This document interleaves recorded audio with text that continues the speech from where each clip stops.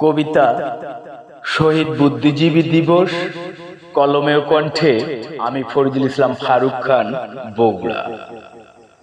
কালো ডিসেম্বর, বুকের ভেতরে কাঁপে ব্যথার ঢেউ, কলম ধরা হাতগুলো থেমে গেল, নীরব হয়ে গেল স্রোত বয়ে যাওয়া স্নেহ।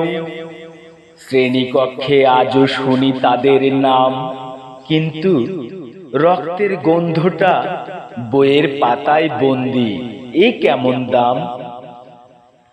আমি দেখিনি সেই রাত, কিন্তু বাবার চোখে দেখেছি ভয়, কান্নার ক্ষত। যারা ভাবতে শিখিয়েছিলেন জাতিকে, তাদেরই ভাবনাকে গুলি করে মেরে ফেলল হিংস্র নীতি।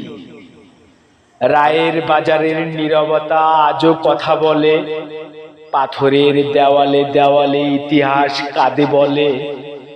মেধা হত্যা করে দেশকে অন্ধ করতে চেয়েছিল ওরা, কিন্তু শহীদের রক্তে জন্ম নিল হাজার আলোর ধারা। আজ ফুল দেই, ছবি তুলি, পোস্ট করি স্ট্যাটাস, কিন্তু কজন লড়ি সত্যের পক্ষে, কজনই বা সাহস। শহীদ বুদ্ধিজীবীরা শুধু স্মৃতি নয়, দায়। তাদের আদর্শ বাঁচলে তবেই হবে জয়, বিনম্র শ্রদ্ধা জানায়।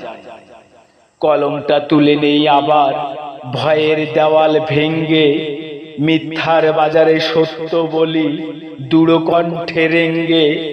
শহীদ বুদ্ধিজীবী দিবসে শপথ আদেই, অন্যায়ের সাথে আপোষ নয়, মাথা নত নয়, কখনোই নয় সেই।